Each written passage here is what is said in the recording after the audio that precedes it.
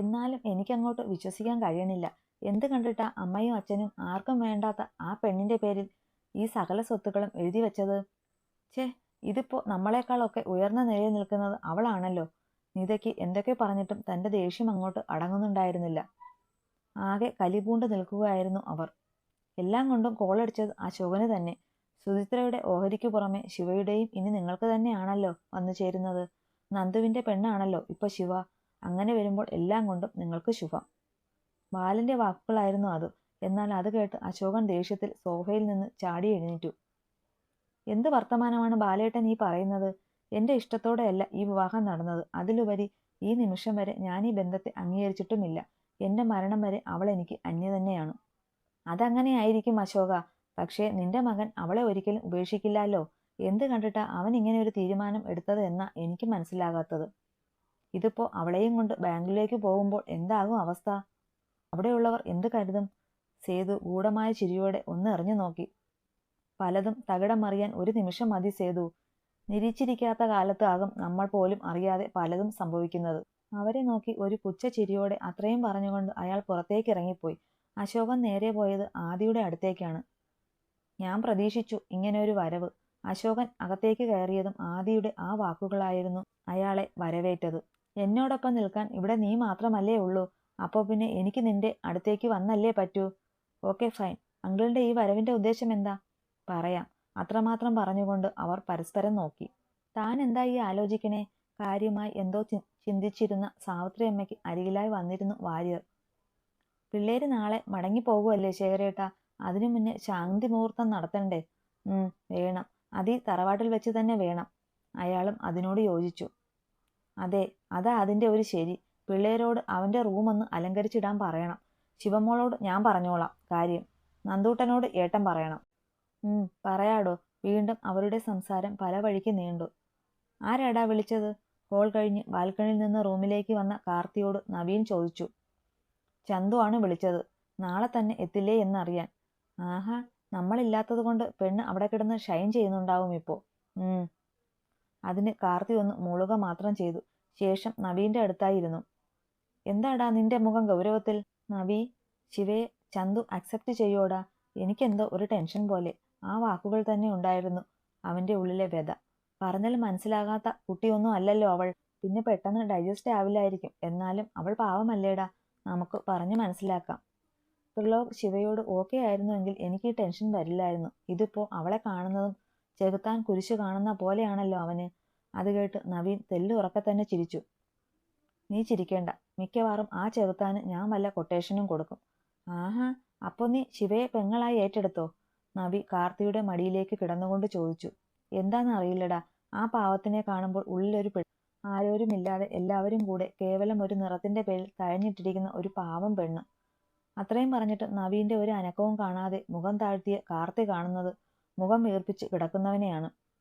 കൂടുതൽ ചിന്തിക്കാതെ തന്നെ കാർത്തിക്ക് കാര്യം പിടികിട്ടി. ചില നേരത്ത് ഞാൻ ആലോചിക്കും, ഞാനൊരു ഗേ അല്ലായിരുന്നുവെങ്കിൽ ആ പാവം പെണ്ണിന് ഒരു ജീവിതം കൊടുക്കാമായി. ബാക്കി പറഞ്ഞു പൂർത്തിയാക്കാൻ കാർത്തിയെ കൊണ്ട് കഴിഞ്ഞില്ല. അതിനു മുന്നേ നവീൻ അവനെ ബെഡിലേക്ക് തള്ളിയിട്ട് അവന്റെ പുറത്ത് കയറിയിരുന്നു കൊണ്ട് നെഞ്ചിലെ ഷർട്ട് വലിച്ചു താഴ്ത്തി തന്റെ പല്ലുകൾ അവിടെ ആഴ്ത്തി. വിടടാ ദുഷ്ട എന്നെ.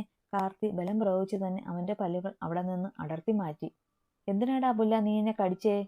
നിങ്ങൾ എന്റെയാ, എന്റെ മാത്രം. നമുക്കിടയിൽ മറ്റാർക്കും സ്ഥാനമില്ല. ഇനി അങ്ങനെ വന്നാൽ പിന്നെ നവീനെ ആരും കാണില്ല. അവന്റെ ആ വാക്കുകൾ കാർത്തി ഒരു ഞെട്ടലോടെ നോക്കി. നവി, എന്താടാ ഇത്? ഞാനൊരു തമാശ പറഞ്ഞതല്ലേ. എനിക്കിഷ്ടമല്ല ഇങ്ങനത്തെ തമാശ. കടുപ്പിച്ച് അത്രമാത്രം പറഞ്ഞുകൊണ്ട് നവീൻ പുറത്തേക്ക് ഇറങ്ങിപ്പോകുമ്പോൾ കാർത്തി അവിടെ തലയ്ക്ക് കൈകൊടുത്തിരുന്നു. കത്തിയെരിയുന്ന കൽവിളക്കിന് മുന്നേ നിറകണ്ണുകളോടെ നിന്നു അവൾ. ഞാൻ നാളെ പോവുക. എന്റെ ഈ അമ്മയില്ലാതെ നിനക്ക് പറ്റുമോ അവിടെ ഒറ്റയ്ക്ക് നിൽക്കാൻ? അവൾ വിതുമ്പുന്ന ചുണ്ടാൽ കേൾക്കുമ്പോൾ തന്നെ ഒരു ചെറു കാറ്റ് അവളെ പുണർന്നുപോയി. എവിടെയാണെങ്കിലും നിന്റെ കൂടെ ഉണ്ടാവണം കേട്ടോ. എന്നെ വിട്ടു പോവല്ലേ അമ്മേ. ഇത്തവണ അവളുടെ യക്ഷിയമ്മ മറുപടി അറിയിച്ചത് ചെമ്പകപ്പൂക്കൾ അവളുടെ മേൽ വർഷിച്ചുകൊണ്ടായിരുന്നു. അത് അവൾക്കുള്ള സമ്മതമായിരുന്നു, അവനോടൊപ്പം പോകാനുള്ള സമ്മതം. കല്ലിൽ നിന്ന് അല്പം മഞ്ഞൾപ്പൊടി എടുത്ത് നെറ്റിയിൽ തൊട്ടുകൊണ്ട് അവൾ മെല്ലെ തിരിഞ്ഞു നടന്നു. എന്നാൽ മുന്നിൽ നിൽക്കുന്നതിനെ കണ്ട് പെട്ടെന്ന് ഒന്ന് നിന്നു. ഉടുത്തിരുന്ന മുണ്ട് ഒന്ന് മടക്കി കുത്തി തീർത്തും ഗൗരവത്തിൽ മുന്നിൽ ത്രിലോക്. കിട്ടിയോ യക്ഷിയമ്മയുടെ പുത്രിക്ക് അനുവാദം? പരിഹസിച്ചുകൊണ്ട് അവൻ ചോദിക്കുമ്പോൾ ശിവ അവനെ ഒന്ന് കൂർപ്പിച്ചു നോക്കി. അഹങ്കരിച്ചോ പൊന്നുമോള്, നന്നായി അഹങ്കരിച്ചോ. ഈ അഹങ്കാരം ഒക്കെ ഇന്നുകൂടെ കാണൂ. നാളെ മുതൽ നീ എൻ്റെ ഒപ്പമാണ്, അതും എൻ്റെ മാത്രം ലോകത്ത്. പിടപ്പായിരുന്നില്ല, ഒരുതരം മരവിപ്പായിരുന്നു ശിവയിൽ. അവളുടെ കണ്ണുകൾ അവനിൽ തന്നെ ഉറഞ്ഞു നിന്നു. അശോകവനിയിലെ സീതയെപ്പോലെ നിനക്കിനി അവിടെ കഴിയാം ശിവദ. അവിടെ നിന്ന് നിന്നെ കൊണ്ടുപോകാൻ ഒരു രാവണനും വരില്ല. കാരണം നിന്റെ ജീവിതത്തിലെ രാവണൻ ഈ ഞാനാണ്, ത്രിലോക്നാഥ് എന്ന ഈ ഞാൻ. ത്രിലോകിന്റെ ഓരോ വാക്കുകളും കാരിരുമ്പ് പോലെ അവളുടെ തലച്ചോറിലേക്കും ഉള്ളറകളിലേക്കും പടർന്നു കയറുമ്പോൾ നിന്ന് വിറപൂണ്ടു അവൾ. രാത്രിയിൽ സാവിത്രി അമ്മയുടെ നിർദ്ദേശപ്രകാരം ത്രിലോകിന്റെ റൂം അണിയിച്ചൊരുക്കുകയാണ് കാർത്തിയും നവീനും. ബാക്കിയുള്ളവർക്ക് അതൊരു ചതുർത്ഥിയായതുകൊണ്ട് തന്നെ ആരും ആ വഴി വന്നിട്ടില്ല. ബെഡിലെ ഷീറ്റ് മാറ്റി മറ്റൊന്ന് വിരിച്ചു. അതിൽ കുറച്ച് കുടമുള്ള പൂക്കൾ വിതറി. 4 സൈഡിലുമായി മുല്ലമാലയും കോർത്തിട്ടുണ്ട്. വലിയ ഒരുക്കങ്ങൾ ഒന്നുമില്ലെങ്കിലും ഒട്ടും കുറച്ചിട്ടുമില്ല അവർ. ഇതിൻ്റെയൊക്കെ വല്ല ആവശ്യമുണ്ടോ കാർത്തി? ആ ചെകുത്താൻ ഇന്ന് നമ്മളെ ഓടിച്ചിട്ടടിക്കും എന്നത് യാതൊരു സംശയവും വേണ്ട. നവീൻ പറയുന്നത് കേട്ട് കാർത്തി ഒന്ന് ചിരിച്ചു. അവൻ വരുന്നതിന് മുന്നേ നൈസായി നമുക്കിവിടെ നിന്ന് മുങ്ങണം. ഇന്നത്തെ ഇവിടുത്തെ വിശേഷമൊക്കെ മുത്തശ്ശൻ അവനെ ഇതിനോടകം അറിയിച്ചിട്ടുണ്ടാകും എന്നതിൽ സംശയം വേണ്ട. എന്നാൽ പിന്നെ മുങ്ങുന്നത് തന്നെയാണ് ബുദ്ധി. നമ്മളാണ് ഇതിന്റെ പിന്നിൽ എന്ന് അവനെ അറിയണ്ട. ശരിയാ, എല്ലാം സെറ്റായ സ്ഥിതിക്ക് നമുക്ക് പോകാം. അതും പറഞ്ഞ് കാർത്തിയും നവീനും ഡോർ തുറന്ന് പുറത്തേക്ക് ഇറങ്ങിയതും മുന്നിൽ ത്രിലോക്. പതിവിലും വിപരീതമായി ഇന്ന് ട്രാക്ക് പാൻറ്റും ടീഷർട്ടുമാണ് അവന്റെ വേഷം. മുഖത്തെ ഗൗരവത്തിന് ഒരു കുറവുമില്ല. നിങ്ങൾ എന്താ ഇവിടെ? മുന്നിൽ നിൽക്കുന്നവരെ കണ്ട് ത്രിലോക് സംശയത്തോടെ കണ്ണുകൾ ചുരുക്കി ചോദിക്കുമ്പോൾ നവീൻ വേഗം കാർത്തിയെ ഒന്ന് നോക്കി. ഞങ്ങൾ നിന്നെ നോക്കി വന്നതാ. ഇവിടെയില്ല എന്ന് കണ്ടപ്പോൾ തിരികെ റൂമിലേക്ക് പോകാൻ ഇറങ്ങിയതാ. കാർത്തിയാണ് ആ മറുപടി പറഞ്ഞത്. എന്നാ അകത്തേക്ക് വാ. ഏയ് അത് വേണ്ട, ഇവന് നല്ല ഉറക്കം വരുന്നു എന്ന് അല്ലേടാ? ആ അതെ അതെ, കാർത്തി പറയാൻ കാത്തു നിന്നതുപോലെ നവീൻ അത് ഏറ്റുപിടിച്ചു. അത് കേട്ട് ത്രിലോക് രണ്ടിനെയും ഒന്ന് സൂക്ഷിച്ചു നോക്കി. എന്താ ത്രിലോക് നീ ഇങ്ങനെ നോക്കുന്നത്? നത്തിങ്. കൂടുതൽ നിന്ന് ഉരുളാതെ രണ്ടും പോകാൻ നോക്ക്, എനിക്ക് കുറച്ച് പണിയുണ്ട്. കാണും കാണും, ഇന്ന് പിന്നെ പ്രത്യേകിച്ച് കാണും. കാർത്തി അടക്കി പറഞ്ഞത് കേട്ട് നവീൻ വേഗം കാർത്തിയുടെ കൈയും പിടിച്ച് വലിച്ച് മുന്നോട്ട് ഓടി. മുത്തശ്ശി, ഇതിന്റെ ഒന്നും ആവശ്യമില്ല, ഞാൻ ഇന്നിവിടെ കിടന്നോളാം മുത്തശ്ശി. ഇന്ന് ശിവയുടെ റൂമിൽ അവളെ ത്രിലോകിന്റെ അടുത്തേക്ക് വിടാനായി ഒരുക്കുകയാണ് സാവിത്രി അമ്മ. ഇനി നീ നിന്റെ കയ്യിൽ നിന്ന് നല്ല അടി ആവൂട്ടോ കുട്ടി വാങ്ങണത്. അവൻ നിന്റെ വേലിയല്ലേ, പിന്നെ എന്തിനാ ഇങ്ങനെ ഭയപ്പെടാനേ? അത് മാത്രമല്ല, നിങ്ങൾ മുന്നേയും ഒന്നിച്ചായിരുന്നല്ലോ. ഒന്ന് ഊന്നി പറഞ്ഞുകൊണ്ട് സാവിത്രി അമ്മ അവളിലേക്ക് മിഴികൾ നീക്കുമ്പോൾ അവരുടെ ആ വാക്കുകളിൽ ശിവ ശരിക്കൊന്ന് പതറി. ശരിയാണ്, ഒരുപാട് ദിവസങ്ങൾ ഒന്നിച്ച് ഒരു റൂമിൽ കഴിഞ്ഞതാണ്. പക്ഷേ അന്നൊന്നുമില്ലാത്ത ഒരു ഭയമാണ് ഇന്ന് ഉള്ളിൽ തോന്നണത്. എൻ്റെ യക്ഷിയമ്മേ, ഞാൻ എന്താ ചെയ്യാ ഇനി? അവൾ മൗനമായി കേണു. ഓറഞ്ചിൽ വെള്ള ത്രെഡ് വർക്ക് വരുന്ന സിമ്പിൾ ധാവണിയാണ് ശിവ ഉടുത്തിരിക്കുന്നത്. മുടി അഴിച്ചിട്ടിരിക്കുന്നതിൽ മുല്ലപ്പൂവ് ചൂടിയിട്ടുണ്ട്. കണ്ണുകൾ നീട്ടി കറുപ്പിച്ച് നെറ്റിയിൽ സിന്ദൂരം കൊണ്ട് സാവിത്രിയമ്മ പൊട്ടു തൊട്ടു കൊടുത്തു. ദാ നെറുകയിൽ അല്പം സിന്ദൂരം കൂടെ തൊട്. ബാക്കിയുണ്ടായിരുന്ന സിന്ദൂരം അവർ അവൾക്ക് നേരെ നീട്ടി. ശരീര ആകമാനം ഒരു വിറയലായിരുന്നു ശിവയിൽ. കൈകൾ പോലും ഉയരാൻ മടിക്കും പോലെ മടിച്ചു നിന്നു. സമയം പോണു കുട്ടിയെ, ഒന്ന് വേഗം തൊടൂ. ശാസന നിറഞ്ഞ ആ ശബ്ദം കേട്ടതും വിറകൊള്ളുന്ന കൈകളോടെ ശിവ മെല്ലെ അല്പം സിന്ദൂരമെടുത്ത് നെറുകയിൽ തൊട്ടു. ഇനി എൻ്റെ കൂടെ വാ നീ. സാവിത്രിയമ്മ അവളെയും കൈപിടിച്ച് അടുക്കളയിലേക്കാണ് പോയത്.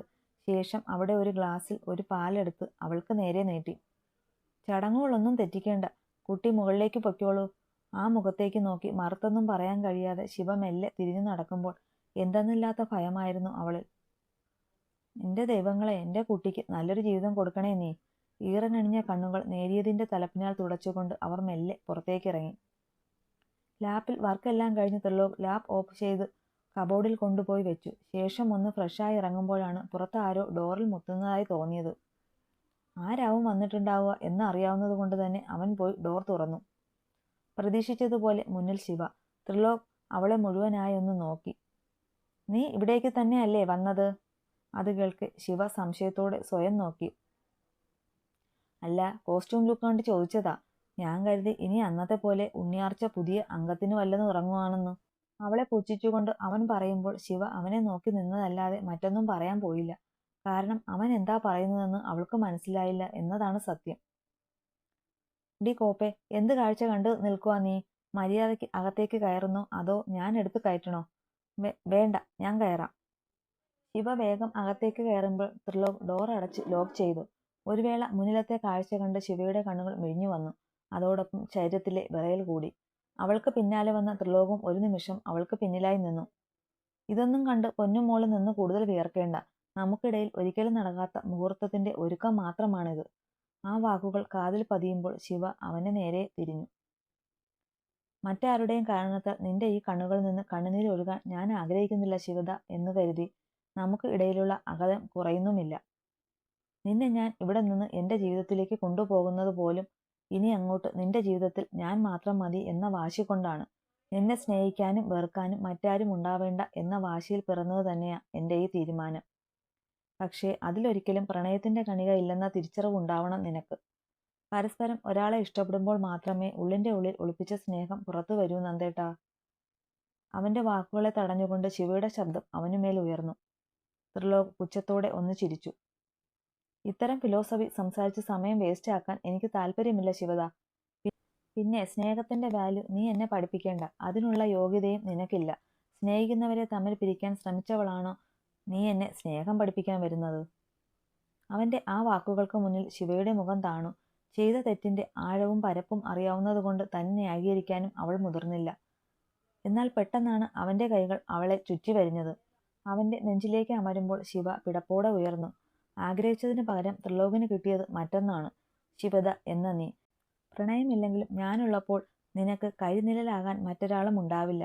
അതിന് നീ എന്നോടൊപ്പം വേണം. ശിവയുടെ കണ്ണുകൾ അവനിൽ തന്നെ തറഞ്ഞു നിന്നു. അവനിൽ നിന്ന് പിരിയാൻ വയ്യ എന്നതുപോലെ. പിറ്റേന്ന് ഉറക്കമുണർന്നതും ശിവ റൂം കാലിയാക്കി. കുളിയും കഴിഞ്ഞ് അവൾ തന്റെ റൂമിൽ നിന്ന് ഇറങ്ങുമ്പോൾ അവളെ കാത്തന്നോണം പവിയും ഇഷയും ഹാളിൽ തന്നെ നിൽപ്പുണ്ടായിരുന്നു. അവരെ കണ്ടതെങ്കിലും കാണാത്തതുപോലെ ശിവ കിച്ചണിലേക്ക് നടക്കുമ്പോഴാണ് പവി അവളെ പിന്നിൽ നിന്ന് വിളിച്ചത്. മോൾ അവിടെ ഒന്ന് നിന്നേ. ശിവ നിന്നെങ്കിലും തിരിഞ്ഞു നോക്കിയില്ല. ഒടുവിൽ നീ എന്നെ തോൽപ്പിച്ചു അല്ലേ? മിടിക്കുക നീ. കണ്ണുനീരും സഹതാപവും കാട്ടി എന്റെ ത്രിലോകിനെ നീ എന്നിൽ നിന്ന് മയക്കിയെടുത്തു അല്ലേടി? ശിവ മുഖമുയർത്തി നോക്കിയത് അല്ലാതെ പവിയോട് ഒന്നും പറയാൻ കൂട്ടാക്കിയില്ല. എന്താടി, നിന്റെ നാവ് ഇറങ്ങിപ്പോയോ? എന്റെ ഏട്ടന്റെ ജീവിതത്തിൽ കയറിക്കൂടി ഞങ്ങളുടെ ഇടയിൽ സ്ഥാനം പിടിക്കാം എന്നത് നീ സ്വപ്നത്തിൽ പോലും കരുതണ്ട. നിനക്കതിന് കഴിയില്ല. ഇഷ, നിങ്ങളോട് ഒരു തർക്കത്തിനോ അടുപ്പത്തിനോ ഞാൻ വരണില്ലല്ലോ. പിന്നെ എന്തിനാ എന്റെ പിറകെ വന്ന് എന്നെ നിങ്ങൾ ഇങ്ങനെ വിഷമിപ്പിക്കണേ? ശിവ മെല്ലെ അത് ചോദിക്കുമ്പോൾ പവിയുടെയും ഇഷയുടെയും മുഖം പുച്ഛത്താൽ കൂടി. കൂടുതൽ നന്മമരം ചമയല്ലേടി നീ. ത്രിലോകിനെ എനിക്ക് കിട്ടാത്തതിന്റെ ഒറ്റ കാരണം നീയാണ്. ആ പക എന്റെ മരണം വരെ നിന്നോടൊപ്പം ഉണ്ടാവും. ഇവിടെ നിന്നെ രക്ഷിക്കാൻ നിന്റെ മുത്തശ്ശിയും മുത്തശ്ശനും ഉണ്ടാവും. പക്ഷെ അങ്ങ് ബാംഗ്ലൂരിൽ നിന്നെ രക്ഷിക്കാൻ ഒരുത്തനും വരില്ലടി. ചേച്ചി എന്താ എന്നെ പേടിപ്പിക്കുക? നിമിഷ നേരം കൊണ്ട് ഉയർന്ന ശിവയുടെ ശബ്ദത്തിൽ പവിയുടെ കണ്ണുകൾ ചുരുങ്ങി. നന്ദേട്ടൻ എന്റെ മാത്രമാണ്. മറ്റെന്തും ശിവ ആർക്ക് വേണ്ടിയിട്ട് വിട്ടുതരും. പക്ഷേ ആ മനുഷ്യനെ ഒഴികെ. നന്ദേട്ടനിൽ ഇപ്പോൾ അവകാശം നിക്കാണെന്ന് ഞാൻ പറഞ്ഞു തന്നിട്ട് വേണ്ടല്ലോ നിങ്ങൾക്ക് അറിയാൻ. ഞങ്ങളെ തമ്മിൽ പിരിക്കാൻ ശ്രമിക്കേണ്ട. അതിന് നിങ്ങളെക്കൊണ്ട് കഴിഞ്ഞൊന്നു വരില്ല. ആ ഇരുമുഖങ്ങളെയും മാറി മാറി നോക്കി അവൾ അത്രയും പറയവേ പവിയുടെയും ഇഷയുടെയും മുഖം ദേഷ്യം കൊണ്ട് വിറച്ചു. എന്നാൽ ശിവ അത് ശ്രദ്ധിക്കാതെ അവിടെ നിന്ന് പോയി. എന്തൊരു അഹങ്കാരമാണ് അവൾക്ക് ഇപ്പോൾ. എന്റെ ഏട്ടൻ കൂടെ ഉള്ളതിന്റെ ആണിത്. ഇഷ നിന്ന് വിറച്ചു. അവൾ അഹങ്കരിക്കട്ടെ മോളെ. ഈ അഹങ്കാരത്തിന്റെ ആയുസ് കുറവാ. നീ നോക്കിക്കോ, അധിക നാൾ അവളുടെ നെളിപ്പ് കാണില്ല. ശിവയുടെ ഓർമ്മയിൽ പവിയുടെ പല്ലുകൾ ഞെരിഞ്ഞമർന്നു. എല്ലാം എടുത്തു വച്ചോ നീ? ഈവനിങ് കൊണ്ടുപോകാനുള്ളത് എല്ലാം പാക്ക് ചെയ്യുകയാണ് സുജി. അശോക് അരികിൽ തന്നെ ഉണ്ട്. ഓ ഏട്ടാ, എല്ലാം ആയി. ഇനി ഞാൻ പോയി ശിവയെ ഒന്ന് നോക്കട്ടെ. ആ കുട്ടി അടുക്കളയിൽ തന്നെ ആകും. അവൾക്കും കൊണ്ടുപോകാനുള്ളതും എല്ലാം പാക്ക് ചെയ്യണ്ടേ? അതിന് ഒരു മൂളൽ മാത്രമായിരുന്നു അശോകന്റെ മറുപടി. അശോകേട്ടാ, എന്നോട് ദേഷ്യം തോന്നില്ല എങ്കിൽ ഞാൻ പറയുന്നത് കേൾക്ക്. പഴയതൊക്കെ മറന്ന് ശിവയെ നമ്മുടെ മകന്റെ ഭാര്യയായി അംഗീകരിക്കണം. ഇനി അങ്ങോട്ട് നമ്മളല്ലാതെ ആരുമില്ല ആ കുട്ടിക്ക്. അവന്റെ സ്വഭാവമാണെങ്കിൽ എപ്പോഴാ മാറുന്നത് എന്ന് പറയാൻ പറ്റില്ല. എന്റെ സുജി, നിന്റെ സംസാരം കേട്ടാൽ അവൾ എനിക്ക് ജന്മശത്രുവാണെന്ന്. അല്പം നീരസം കലർന്നിരുന്നു അയാളുടെ ശബ്ദത്തിൽ. അങ്ങനെയല്ല, ഞാൻ പറഞ്ഞു എന്ന് മാത്രം. നീ ഇപ്പോൾ ചെല്ല്. ബാക്കി നമുക്ക് പിന്നെ സംസാരിക്കാം. പിന്നെ ഒന്നും പറയാൻ നിൽക്കാതെ സുജി വേഗം പുറത്തേക്ക് ഇറങ്ങിപ്പോയി. പിന്നെ അവളെ മരുമകളായി അംഗീകരിക്കാൻ അതും ഈ ഞാൻ നടന്നത് തന്നെ. പുച്ഛം കൊണ്ട് നിറഞ്ഞു അയാളുടെ വാക്കുകൾ.